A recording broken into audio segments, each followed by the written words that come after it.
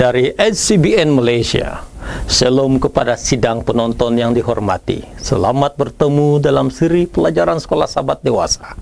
Pelajaran ke-12 bertarik 17 September 2016 dengan tajuk pelajaran kita ialah Pelayanan dalam Kota pada Akhir Zaman.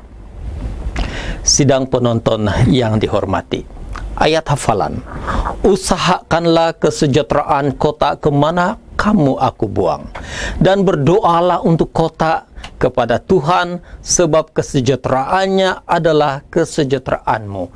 Yeremia 29 ayat 7.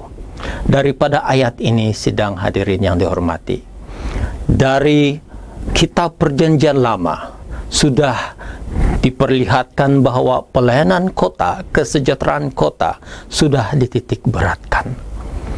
Rujukan ayat Alkitab bagi pelajaran kita pada kali ini dipetik dari Kisah 18 ayat 1 hingga 28, Keluaran 2 ayat 23 hingga 25, Matius 13 ayat 3 hingga 9, 18 hingga 23, Yohanes 15 ayat 12 hingga 13, dan 2 Petrus 3 ayat 9.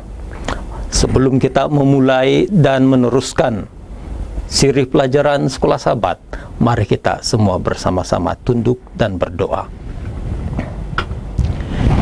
Ya Bapa kami yang di sorga, pada saat ini kami akan meneruskan pelajaran siri Sekolah Sahabat Dewasa. Tuntun kami ya Tuhan melalui Roh Al-Kudus-Mu. Kami mohon di dalam nama Yesus. Amin. Sidang penonton yang dihormati, pelayanan dalam kota pada akhir zaman merupakan satu pelayanan yang harus dititik beratkan pada sekarang ini. Pekebaran 3 malaikat harus dikumandangkan pada abad ke-21. Populasi penduduk sekarang ini tertumpu dalam kota-kota besar, megacity metropolitan pada abad yang sekarang ini. Satu pertanyaan, bagaimana kita menjangkau semua kota-kota yang besar yang ada di negara kita atau di seluruh dunia? Apa yang harus kita lakukan? Mengetahui kelaziman penduduk sebuah kota merupakan salah satu yang harus kita lakukan untuk pelayanan kota. Mendengar rintihan kota merupakan satu lagi ciri bagaimana kita mahu dapat melayani kota-kota yang besar. Karena kita tahu, sidang penonton yang dihormati, kota-kota memiliki rintihannya sendiri. Oleh itu kita harus menyediakan persiapan asas groundwork dalam pelayanan sebuah kota. Membuat kelompok-kelompok kecil untuk menjangkau setiap orang merupakan satu pelayanan yang sangat dititik beratkan untuk zaman sekarang ini. Kelaziman dari kota, sidang penonton, bagi orang lemah, aku menjadi seperti orang lemah supaya aku dapat menyelamatkan mereka yang lemah. Bagi semua orang, aku telah menjadi segala-galanya. 1 Korintus 9 ayat 22. Ini adalah kata-kata Paulus. Bagaimana dia menjangkau orang yang tidak terjangkaukan. Terdapat banyak penempatan di beberapa kota di dunia yang mana penduduknya dari latar belakang budaya yang sama tinggal bersama-sama. Sekarang lazimnya perkara yang biasa kita lihat adalah banyak budaya, kelompok etik, bahasa dan agama tinggal bersama dalam satu kejiranan yang besar. Ciri kelaziman ini melibatkan cabaran-cabaran yang penting untuk penginjilan. Walau bagaimanapun, ianya juga membawa peluang-peluang yang besar bagi Injil untuk dikabarkan. Contoh Paulus, bagi orang yang lemah, aku menjadi seperti orang lemah, supaya aku dapat menyelamatkan mereka yang lemah. Seharusnya mendorong kita untuk mendapat atau menyesuaikan diri tanpa mengorbankan prinsip prinsip kita agar boleh menyelamatkan mereka untuk Kristus.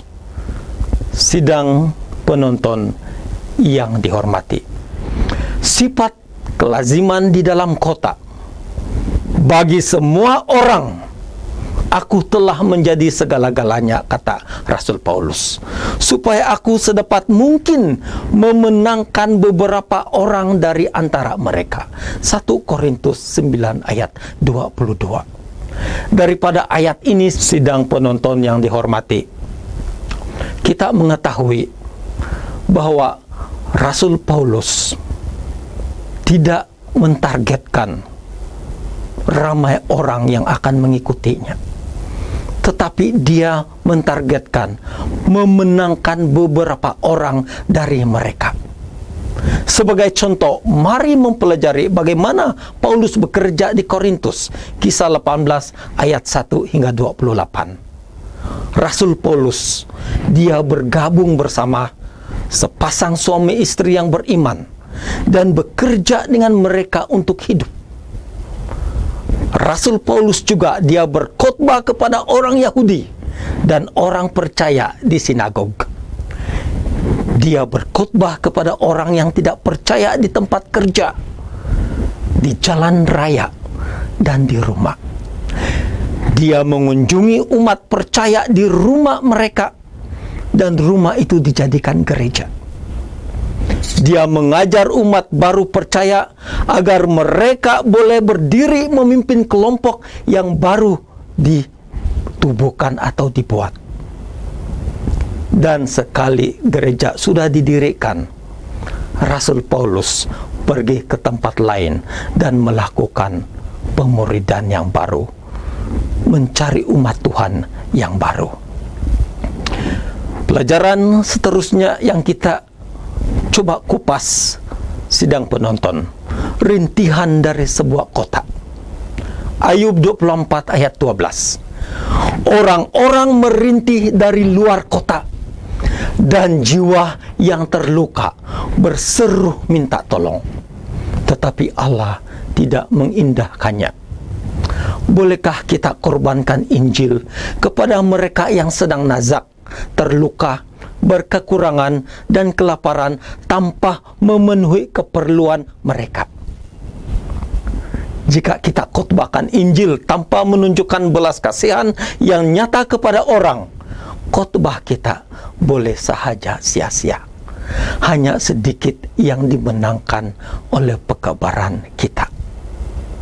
Oleh itu, orang akan sedia mendengar pekabaran keselamatan kekal jika kita menjadi tangan Allah menjawab doa mereka dalam memenuhi keperluan fisikal badani mereka. Satu lagi pelajaran yang baik untuk kita renungkan ialah bagaimana menyediakan tanah pelayanan. Matius 13 ayat 23. Namun orang yang benihnya tertabur di tanah yang baik, inilah orang yang mendengarkan firman itu dan memahaminya. Dialah yang benar-benar berbuah dan menghasilkan. Ada yang 100 kali lipat, beberapa 60, dan beberapa 30. Bagaimana kita pasti menuai di tanah yang baik? Satu pertanyaan yang baik. Caranya membuat semua lahan tanah jadi baik. Menyediakan lahan tanah pelayanan adalah asas dalam penginjilan. Roh Kudus memberikan karunia-karunia kepada setiap anggota gereja. Kita mesti gunakan semua karunia kita untuk menyediakan lahan dalam penginjilan atau lahan dalam tanah penginjilan. Ellen G. White menuliskan dalam Evangelism muka surat 70. Cara baru harus diperkenalkan. Umat Allah mesti bangkit pada keperluan-keperluan semasa di mana mereka hidup. Bukankah tulisan Ellen G. White di dalam Evangelism muka surat 70 ini benar-benar berkesan untuk kita pada zaman sekarang ini? Saudara penonton yang dihormati, persahabatan dan pribadi, ketaatan beragama yang murni dan sejati menurut pandangan Allah Bapa ialah menolong anak-anak yatim piatu dan janda-janda yang menderita dan menjaga diri sendiri supaya jangan dirusakkan oleh dunia ini. Yakobus 1 ayat 27. Dasar dalam menjangkau kota atau mana-mana tempat yang ingin kita layani adalah hubungan ketaatan pribadi seseorang individu dengan Kristus. Membajak tanah, menanam benih, penjagaan sejak mula bercambah hingga menuai dan memelihara tuayan, semuanya mempunyai unsur hubungan yang kuat dalam Kristus. Saling menolong dan suka menolong. Semua memerlukan persahabatan yang erat sesama umat Tuhan dan hubungan pribadi yang erat dengan Kristus. Oleh yang demikian, sidang penonton yang dihormati, cara yang berkesan untuk membina hubungan tersebut adalah melalui kelompok-kelompok kecil. Galatia 6 ayat 2. Bertolong-tolonglah menanggung bebanmu, demikianlah kamu memenuhi hukum Kristus. Penduduk di bandar-bandar besar kebanyakannya bersifat keduniawian dan individualistik. Oleh itu kita perlu membina hubungan pribadi yang kuat dengan mereka. Hubungan kasih di antara kita sesuai dengan ayat Yohanes 15 ayat 12. Dan di antara kita dengan mereka yang ingin kita jangkau. Cara yang berkesan untuk membina hubungan tersebut adalah melalui pertemuan kelompok kecil. Kelompok kecil tersebut membantu orang lain mengenal satu dengan yang lain dan seterusnya membina hubungan persahabatan yang erat. Seseorang itu akan lebih mudah memberitahu keperluan-keperluan mereka dan mudah menerima bantuan dari ahli kelompok kecil. Anggota-anggota gereja perlu bertemu dalam kelompok-kelompok kecil ini sekerap yang mungkin dalam seminggu. Sahabat, handai, dan tetangga harus diundang untuk menyertai kelompok-kelompok tersebut. Sidang penonton yang dihormati, Sister White dalam Testimonies for the Church volume 7 muka surat 20 hingga 21 menuliskan demikian. Tuhan telah menyerahkan kepadaku kerja yang perlu dilakukan di kota-kota. Umat-umat percaya di kota boleh melakukan pekerjaan untuk Tuhan di kawasan kejiranan mereka. Mereka bekerja dengan senyap dan penuh kerendahan hati, membawa bersama mereka suasana surga di mana sahaja mereka pergi. Jika mereka menyembunyikan diri, tetapi senantiasa mengarah kepada Kristus, kuasa pengaruh mereka akan dirasai. Ratusan lelaki dan wanita yang berlengah-lengah boleh melakukan pelayanan yang sesuai dengan membawa kebenaran di rumah sahabat-sahabat dan jiran-jiran mereka. Mereka boleh melakukan pekerjaan yang besar untuk Tuhan. Pembentukan kelompok-kelompok kecil merupakan asas kepada usaha Kristen yang dinyatakan kepada saya oleh Dia yang tidak pernah melakukan silap. Jika ada jumlah yang besar dalam gereja, biarlah ahli-ahli ini membentuk company-company kecil atau kelompok-kelompok kecil, bekerja bukan hanya untuk anggota-anggota gereja, tetapi untuk umat yang belum percaya. Jika ada hanya 2 atau 3 yang tahu akan kebenaran, biarlah mereka membentuk kesatuan pekerja-pekerja Tuhan. Menjangkau semua. Roma 10 ayat 14. Tetapi bagaimana mereka dapat berseru kepadanya jika mereka tidak percaya kepada Dia? Bagaimana mereka dapat percaya kepada Dia jika mereka tidak mendengarkan tentang Dia? Bagaimana mereka mendengar tentang Dia jika tidak ada yang memberitakannya? Panggilan untuk berkhotbah di kota-kota untuk menjangkau bukanlah suatu pilihan, tetapi merupakan satu keharusan. Tuhan sedang menunggu umat-umatnya untuk panggilan terakhir kepada manusia untuk bertobat. Dia penuh belas kasihan. Dia menginginkan semua mempunyai peluang untuk mendapatkan keselamatan. Panggilan untuk menjangkau di kota-kota merupakan panggilan pribadi. Ia merupakan panggilan yang dalam dengan Kristus dan panggilan yang sungguh beserta dengan perancangan dan pelaksanaan yang teliti. Ia sepenuhnya dibina berasaskan pemulihan dan pembaharuan semula, dan ia akan disempurnakan hanya oleh kuasa Roh Suci.